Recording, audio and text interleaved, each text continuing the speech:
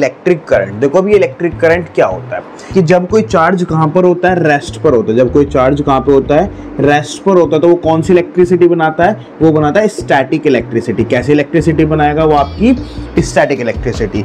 लेकिन अगर वही चार्ज हम क्या करा दें, मोशन करा दें, उसी चार्ज को हम क्या करा दें, मोशन करा दें, तो वो क्या बनाता है, वो बनाता है आपका करंट इलेक्ट्रिसिटी। क्या बनाएगा, वो आपकी करंट इलेक्ट्रिसिटी।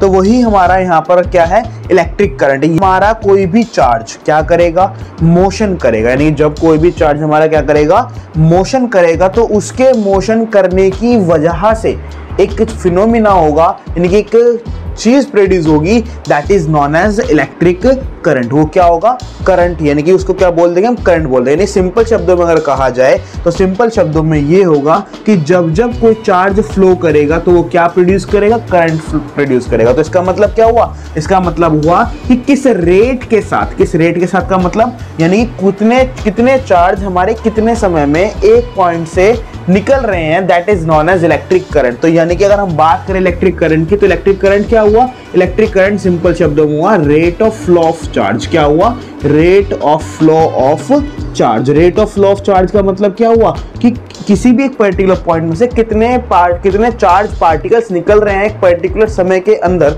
उसको बोलते हैं हम इलेक्ट्रिक करंट। क्योंकि हमें तो पता लग ही गया है यहाँ पे कि चार्ज जब मोशन करेंगे तभी तो करंट प्रोड्यूस करेंगे। तो यानी कि कितने चार्जेस फ्लो कर रहे हैं कितने टाइम के अंदर, that is known as electric current. तो हमारा करंट का सिंबल क्या होता है, करंट के सिंबल की बात करें तो करंट का सिंबल यहाँ पर दिया गया आई। क्या होता है सिंबल करंट का सिंबल होता है आई। और इसका फॉर्मूला क्या होता है, इसका फॉर्मूला होता है चार्ज अपॉन टाइम। क्या होता है, चार्ज अपॉन टाइम, यानी कितना चार्ज फ्लो कर रहा है कितने समय में। तो ये होता है हमारा इलेक्ट्रिक करंट। तो आई इज इक्वल टू कह सकते हैं क्यू अपॉन टी। तो this is known as electric current. तो इलेक्ट्रिक करंट का मतलब क्या हुआ, इलेक्ट्रिक करंट का सिंपल मतलब ये हुआ कि कितने चार्जेस फ्लो कर रहे हैं कितने समय में, that is known as electric current. देखो अब हर चीज को मेजर करने की कोई ना कोई तो यूनिट होती है।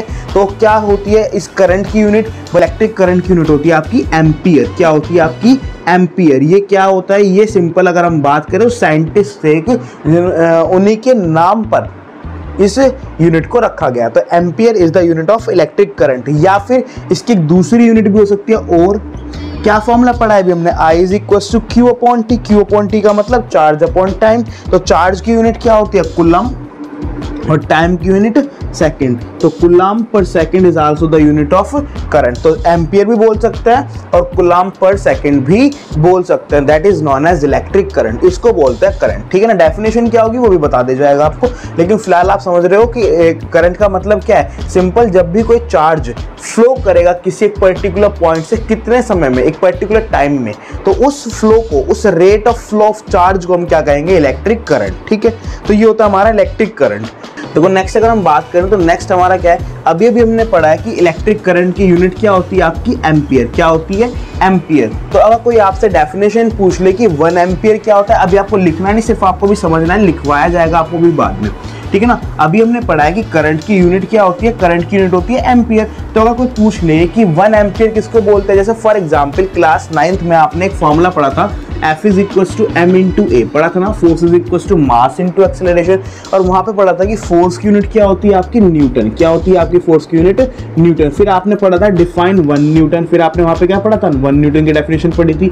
वही सेम काम है यहाँ पे भी किया हमने। क्या कि हमें पता लगा है कि इलेक्ट्रिक करंट की यूनिट क्या है आपकी एम्पियर। तो किसी ने पूछ लिया कि बताओ जी 1 एम्पियर किसको बोलते हैं, तो 1 एम्पियर किसको कहोगे, किसको कहोगे। तो सबसे पहले आप करंट का फॉर्मूला लिखेंगे, I is equal to Q upon T, charge upon time. हमें I की वैल्यू कितना करना है, 1 करना है ना। तो क्या कर दो, Q की वैल्यू भी 1 कर दो, T की वैल्यू को भी 1 कर दो। तो इसका मतलब क्या हुआ, इसका मतलब ये हुआ जब कितने कूलम चार्ज फ्लो करे, 1 कूलम। कितना चार्ज फ्लो करे, 1 कूलम। कितने समय में फ्लो करे, 1 सेकंड में। कितने समय में फ्लो करे, 1 सेकंड में। तो यानी कि जब किसी भी एक पर्टिकुलर पॉइंट पे कितने कूलम चार्ज फ्लो कर जाए, 1 कूलम चार्ज फ्लो कर जाए कितने समय के अंदर, 1 सेकंड के अंदर। तो वो जितना भी करंट प्रोड्यूस करेंगे वो कितना कहलाएगा, वो कहलाएगा 1 एम्पियर। कितना कहलाएगा, वो आपका 1 एम्पियर। तो सिंपल शब्दों में अगर हम बात करें तो जब 1 कूलम चार्ज कितने सेकंड में फ्लो करेगा?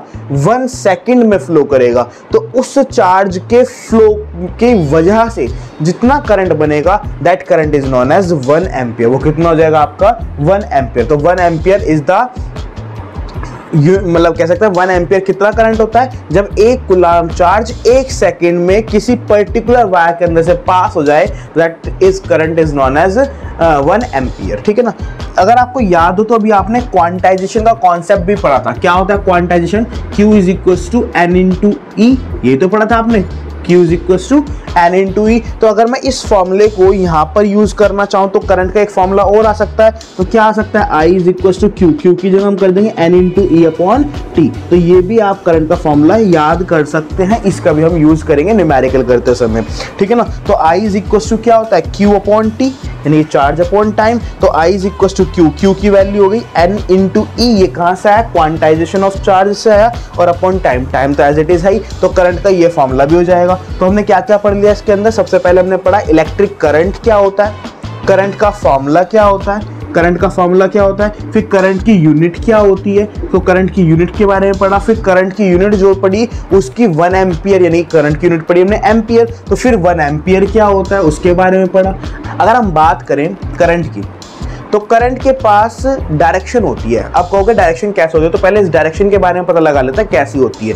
ठीक है ना। फिर बाद में बात करेंगे कि वो यूनिट वेक्टर, मतलब कह सकते हैं कि क्वांटिटी स्केलर क्वांटिटी होगी या वेक्टर क्वांटिटी होगी, उसके बारे में बाद में बात करेंगे। लेकिन पहले डायरेक्शंस के बारे में पता लगा लेते हैं। तो अगर हम बात करें डायरेक्शन की, तो डायरेक्शन में क्या होता है? देखो आपको बस ये याद रखना है क्या, कि जब भी किसी वायर के अंदर से करंट जाएगा, जब भी किसी वायर के अंदर से करंट जाएगा, तो करंट किस क्यों जाता है? करंट का रीजन क्या होता है? करंट का रीजन होता है फ्लो ऑफ चार्ज, चार्ज का फ्लो होना, चार्ज का फ्लो होना। तो चार्जेस में कौन कौन हो सकते हैं? हमने पढ़ रखे, हमारे पास 2 तरह के चार्ज होते हैं। एक पॉजिटिव चार्ज होता है जिसको हम क्या बोलते हैं? प्रोटॉन बोलते हैं, और एक नेगेटिव चार्ज होता है जिसको हम इलेक्ट्रॉन्स बोलते हैं। तो यानी कि जब भी किसी वायर के अंदर से करंट पास होगा, सपोज करते हैं कि हमारे पास एक ये वायर है एक्स वाई, और इसके अंदर से क्या जा रहा है? करंट जा रहा है ऐसे, करंट जा रहा है इस तरह से। तो करंट जाने का कारण क्या होता है? करंट जाने का कारण होता है फ्लो ऑफ चार्ज। तो इसका मतलब है कि इस वायर में से चार्जेस भी फ्लो कर रहे होंगे। अब चार्जेस हमने पढ़ रखे, हमारे पास कितने तरह के होते हैं? चार्जेस होता है हमारे पास 2 तरह के, एक पॉजिटिव यानी कि प्रोटॉन वाला, एक नेगेटिव यानी कि इलेक्ट्रॉन वाला। तो यानी कि यहाँ पर कौन कौन फ्लो कर रहा होगा? यहाँ पर इलेक्ट्रॉन्स एंड प्रोटॉन्स फ्लो कर रहे होंगे। तो आपको एक बात यहाँ पर याद रखनी है, और वो बात क्या है? वो बात यह है कि जिस डायरेक्शन में आपका करंट फ्लो करेगा, जिस डायरेक्शन में आपका करंट फ्लो करेगा, उसी डायरेक्शन में आपके पॉजिटिव चार्ज फ्लो करेंगे। उसी डायरेक्शन में क्या करेंगे? आपके पॉजिटिव चार्ज फ्लो करेंगे। कैसे करेंगे अभी मैं आपको एक डायग्राम से बताऊंगा। तो फिलहाल आपको क्या याद रखना है? आपको ये याद रखना है कि जिस डायरेक्शन में आपका करंट फ्लो करेगा, उसी डायरेक्शन में आपके कौन फ्लो करेंगे? पॉजिटिव चार्ज फ्लो करेंगे, यानी प्रोटॉन्स फ्लो करेंगे। और इलेक्ट्रॉन्स का जो फ्लो होगा वो करंट के हमेशा अपोजिट होगा। करंट के कैसा होगा? हमेशा अपोजिट होगा। यानी कि अगर सपोज किया आपने करंट आपका ऐसे जा रहा है, एक्स से वाई की तरफ जा रहा है, तो प्रोटॉन भी आपके एक्स से वाई की तरफ जाएंगे, लेकिन इलेक्ट्रॉन क्या होगा? एक्स से वाई की तरफ। यानी कि कुल मिला के जिस डायरेक्शन में आपका करंट फ्लो करेगा, उसी डायरेक्शन में आपके प्रोटॉन्स फ्लो करेंगे, और जिस डायरेक्शन में आपका करंट फ्लो करेगा उसकी अपोजिट डायरेक्शन में आपके क्या फ्लो करेंगे? इलेक्ट्रॉन्स फ्लो करेंगे। ठीक है ना। तो जब आपका प्रोटॉन के फ्लो की वजह से करंट को आप देखोगे, यानी कि जब आप करंट को देख रहे हो किसके रेस्पेक्ट में? With the respect of positive, यानी कि प्रोटॉन्स के रेस्पेक्ट में, तो ये जो करंट कहलाता है, ये करंट कहलाता है आपका कन्वेंशनल करंट। कौन सा करंट कहलाता है? आपका कन्वेंशनल करंट। ठीक है। यानी कि जब आपका करंट फ्लो कर रहा है with respect to the positive charge, positive charge के रेस्पेक्ट में अगर आप करंट के फ्लो को देखते हैं, देन दैट डायरेक्शन या that current is known as conventional current. और जब आप इलेक्ट्रॉन्स के रेस्पेक्ट में देखते हैं, then that current is known as electronic current. कौन सा करंट होगा आपका? इलेक्ट्रॉनिक, इलेक्ट्रॉन से ही बना है इलेक्ट्रॉनिक करंट। ठीक है। तो कुल मिलाकर आपके पास दो तरह के करंट हो गए, एक करंट होता है कन्वेंशनल करंट और एक करंट होता है आपका इलेक्ट्रॉनिक करंट। अगर पॉजिटिव प्रोटॉन्स की वजह से हम करंट को देखते हैं then that current is known as conventional current, and if we consider the current with respect to negative charge के रिस्पेक्ट में देखते हैं then that current is known as electronic current. ठीक है, तो हमारे पास दो हो गए। और डायरेक्शन आपको कैसे पता लगानी है? डायरेक्शन सिंपल, आपको इस तरह से पता लगानी है कि अगर करंट की डायरेक्शन जिधर भी होगी, जिस डायरेक्शन में करंट फ्लो कर रहा होगा उसी डायरेक्शन में कौन फ्लो करेगा? आपका पॉजिटिव, यानी कि प्रोटॉन्स फ्लो करेंगे, और इलेक्ट्रॉन्स क्या होंगे? उस करंट के अपोजिट डायरेक्शन में होंगे। क्या होंगे? उसके अपोजिट डायरेक्शन में होंगे। तो यानी कि करंट की हमने डायरेक्शंस भी देख ली।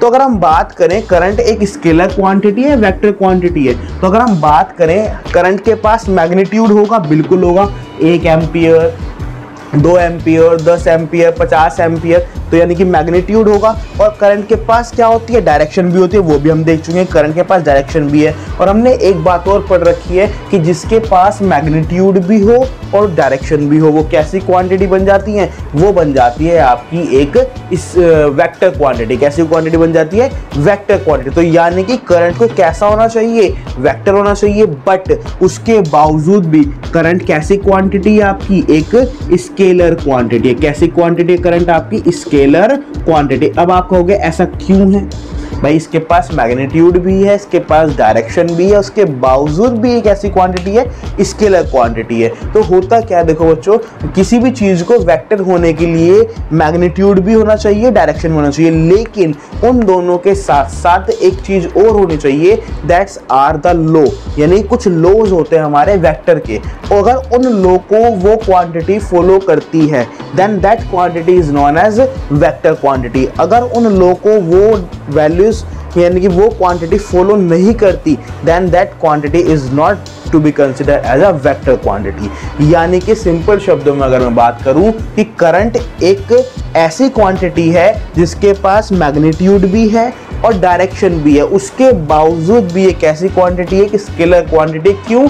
क्योंकि ये वेक्टर्स के कुछ लॉज होते हैं। क्या होता है? वेक्टर के कुछ लॉज होते हैं, उन लॉज को ये फॉलो नहीं करता, जिनको आप अपनी हायर क्लासेस में पढ़ोगे कि वो लॉज क्या होते हैं और वो कैसे फॉलो नहीं करता। ठीक है ना। फिलहाल तो आपको सिर्फ इतना याद रखना है कि जो इलेक्ट्रिक करंट है उसके पास मैग्नीट्यूड भी है और उसके पास डायरेक्शन भी है, उसके बावजूद भी हमारा करंट कैसी क्वांटिटी है? स्केलर क्वांटिटी है, क्योंकि वो कुछ लॉज होते हैं वेक्टर्स के, उसको फॉलो नहीं करता, इसीलिए ये कैसी क्वांटिटी हुई? आपकी स्केलर क्वांटिटी हुई। तो हम अगर देख लें हमने क्या क्या कंप्लीट किया है, तो अगर हम बात करें तो सबसे पहले हमने बात करी इलेक्ट्रिक करंट क्या होता है। फिर हमने इलेक्ट्रिक करंट का फॉर्मूला क्या होता है, यानी करंट का फॉर्मूला क्या होता है वो पढ़ा हमने। फिर उस फॉर्मूले में क्वांटाइजेशन का कॉन्सेप्ट यूज करके एक नया फॉर्मूला करंट का और पढ़ लिया हमने। फिर हमने देखा करंट की यूनिट क्या होती है, करंट की यूनिट के बारे में पढ़ा हमने। फिर करंट की यूनिट पता चली एम्पियर होती है, तो फिर हमने पढ़ा कि 1 एम्पियर किसको बोलते हैं। ठीक है ना। फिर हमने देखा कि करंट एक स्केलर क्वांटिटी है या वेक्टर क्वांटिटी है, तो हमें पता चला कि करंट की एक डायरेक्शन भी होती है। और डायरेक्शन कैसी होती है? डायरेक्शन अगर हम बात करें तो प्रोटॉन की और करंट की डायरेक्शन कैसी होती है? सेम होती है। और इलेक्ट्रॉन्स की डायरेक्शन अपोजिट होती है, यानी कि जिस डायरेक्शन में करंट फ्लो करता है उसी डायरेक्शन में प्रोटॉन फ्लो करते हैं, लेकिन जिस डायरेक्शन में करंट फ्लो करता है उसके अपोजिट डायरेक्शन में इलेक्ट्रॉन्स फ्लो करता है। तो हमने फिर डायरेक्शन के बारे में देखा कि डायरेक्शन कैसी होती है। फिर हमने देखा कि हमारे पास दो तरह के करंट हो जाते हैं, एक करंट कहलाता है कन्वेंशनल करंट, एक करंट कहलाता है इलेक्ट्रॉनिक करंट।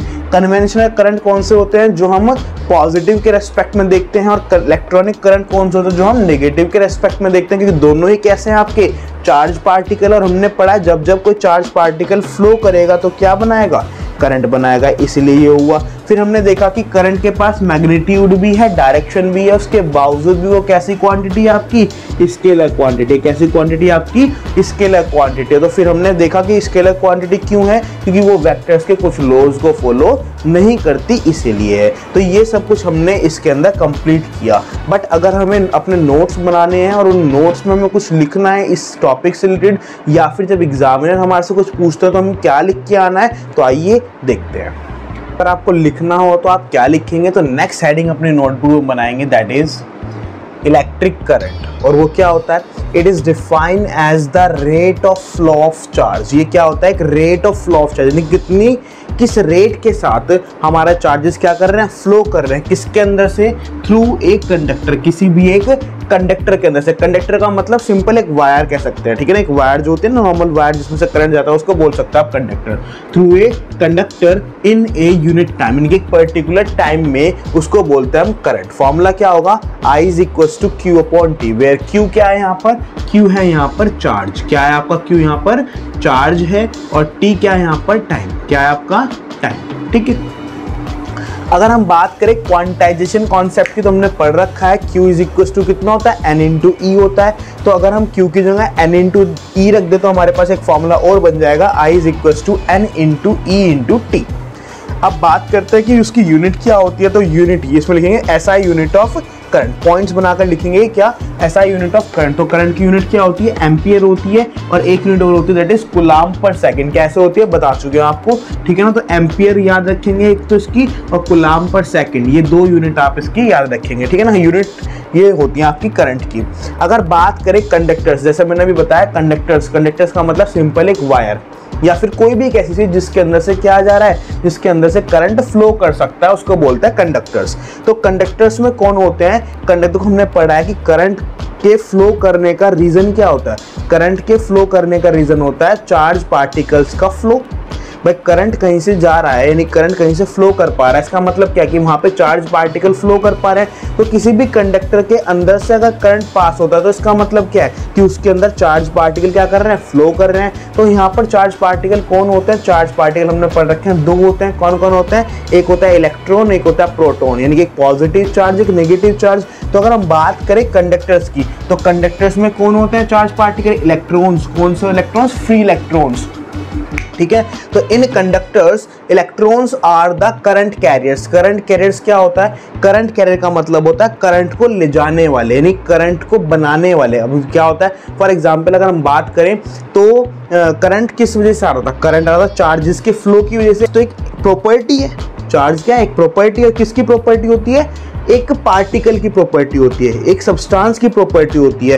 तो जो सब्सटेंस है जिसने अपने ऊपर क्या रखा हुआ है, चार्ज को लेके चल रहा है, फ्लो कर रहा है, तो वो क्या कहलाया आपका, करंट कैरियर कहलाया। क्या कहलाया आपका, करंट कैरियर, यानी करंट को ले जाने वाला कैरियर, यानी करंट को कैरी करने वाला कैरियर कह सकते हैं आप। तो इसका मतलब क्या है, फॉर एग्जांपल ये आपका सब्सटेंस है, ये क्या आपका सब्सटेंस, चार्ज आया, चार्ज इसके ऊपर आ गया, ये आ गया, अब ये फ्लो करेगा, इसके फ्लो करने की वजह से क्या बनेगा, करंट बनेगा। तो ये क्या हुआ, जिसके ऊपर चार्ज आके बैठ गया, ये हुआ आपका करंट कैरियर। क्या हुआ आपका, करंट कैरियर। तो क्या कहा इसमें, in conductors electrons are current carriers. कौन होता है, इलेक्ट्रॉन्स हमारे कौन होता है, करंट कैरियर्स होता है। जो क्या होते हैं, विच आर रेस्पॉन्सिबल, जो कारण बनते हैं किस चीज का, which are responsible for the current, जो करंट का कारण बनता है किसके अंदर, कंडक्टर्स के अंदर। किसके अंदर, कंडक्टर्स के अंदर।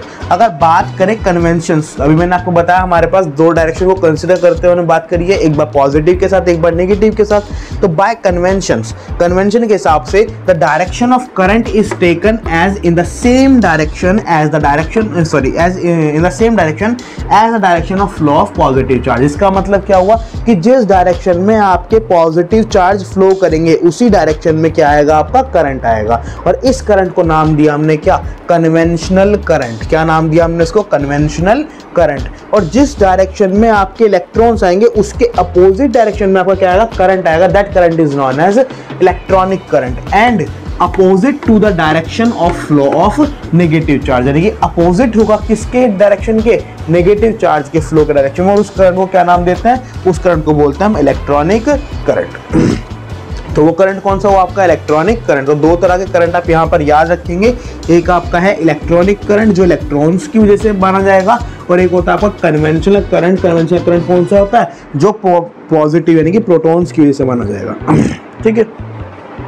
अगर बात करें करंट के पास मैग्नीट्यूड भी है, डायरेक्शन भी है, उसके बावजूद भी वो कैसी क्वांटिटी है, स्केलर क्वांटिटी है। तो क्या लिखा हमने, electric current has both the magnitude as well as direction, यानी कि मैग्नीट्यूड भी होता है और डायरेक्शन भी होती है, बट उसके बावजूद भी, बट इट इज अ कैसी क्वांटिटी है, scalar quantity, but it is a scalar quantity. क्यों? Because it does not obey, क्योंकि वो ओबे ही नहीं करता, फॉलो ही नहीं करता। किसको फॉलो नहीं करेगा? The vectors law of addition, vectors के कुछ नियम है उनको फॉलो नहीं करता। कौन कौन से नियम होते हैं? वो 2 नियम होते हैं, क्लास 11th में आएंगे, उनको फॉलो वो नहीं करता। ठीक है ना? तो आपको सिर्फ इतना याद रखना कि करंट के पास मैग्नीट्यूड भी है, डायरेक्शन भी है, उसके बावजूद भी वो कैसी क्वांटिटी है? Vector quantity. क्यों? क्योंकि वो वेक्टर्स के लॉ को फॉलो नहीं करता। अब बात करते हैं करंट की यूनिट होती है, हमने पढ़ा भी एम्पियर। जैसे फॉर एग्जांपल किलोग्राम होता है ना, तो किलोग्राम को एक छोटी यूनिट होती है ग्राम, 1 किलोमीटर होता है, किलोमीटर की छोटी यूनिट होती है मीटर, हर एक की एक छोटी यूनिट होती है। तो जैसे करंट की यूनिट एम्पियर होती है, तो एम्पियर की भी छोटी यूनिट होंगी। तो एम्पियर्स की छोटी यूनिट कौन कौन सी हैं? वो है आपके पास 1 मिली एम्पियर। क्या होता है? 1 मिली एम्पियर। ध्यान रखना, ये आपको लास्ट तक, जब तक आप फिजिक्स पढ़ोगे, जब तक आपको काम आएंगी, कि जहां भी आपको कभी भी अगर मिली शब्द लिखा हुआ मिल जाए तो आंख मीच के वहां पर समझ जाना कि 10 की पावर -3 है। तो फॉर एग्जांपल अगर कहीं पर किलो लिखा है तो किलो का मतलब क्या होता है? किलो का मतलब ये होता है 1000, या फिर कैसे 10 की पावर 3।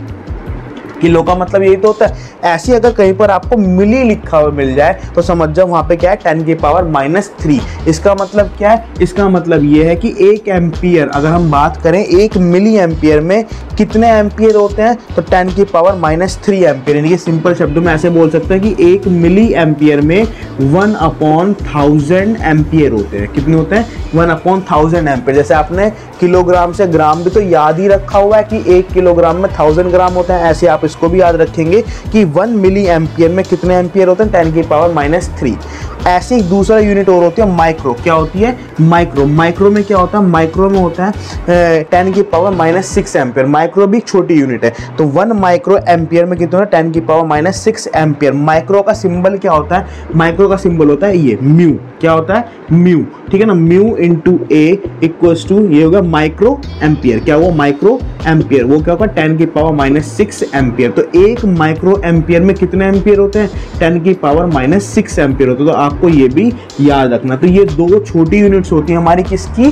करंट की। तो ये सब कुछ आपको अपने नोट्स के अंदर लिखना है। ठीक है ना? अब अभी हमने एक बात पढ़ी थी कि करंट की यूनिट क्या होती है? एम्पियर होती है। तो 1 एम्पियर क्या होता है उसको भी हम समझ चुके हैं कि 1 एम्पियर क्या होता है। तो आइए उसकी डेफिनेशन लिखते हैं कि उसकी डेफिनेशन क्या होगी। तो अगर हमें 1 एम्पियर की डेफिनेशन लिखनी है तो 1 एम्पियर की डेफिनेशन क्या लिखेंगे? तो बनाएंगे नेक्स्ट हेडिंग इज 1 एम्पियर। तो 1 एम्पियर क्या होता है? When A 1 coulomb of charge, जब 1 कूलम चार्ज क्या कर जाए? फ्लो कर जाए किसी भी कंडक्टर में से, फ्लो थ्रू अ कंडक्टर, कितने टाइम में? इन 1 सेकेंड, 1 सेकेंड के अंदर। Then the electric current flowing, तो जितना करंट उसके अंदर से फ्लो कर रहा है वो कितना बन जाएगा? वो करंट आ जाएगा हमारा 1 एम्पियर। वो करंट क्या कहलाएगा आपका? 1 एम्पियर। यानी कि जब 1 कूलम चार्ज किसी एक कंडक्टर में से कितने सेकंड में पास हो जाए? 1 सेकंड के अंदर पास हो जाए, तो वो कहलाएगा आपका करंट जो प्रोड्यूस होगा, that current is known as 1 ampere. तो हमें पता है, एज वी नो, हमें एक फार्मूला पता है, I = Q/T करंट का फार्मूला होता है। यहाँ पे Q की वैल्यू कितनी करी? 1 कूलम, और T की वैल्यू कितनी करी? 1 सेकंड। तो जब 1 कूलम होगा, 1 सेकंड होगा, तो करंट कितना हो जाएगा? 1/1 = 1 एम्पियर। तो करंट भी कितना हो जाएगा?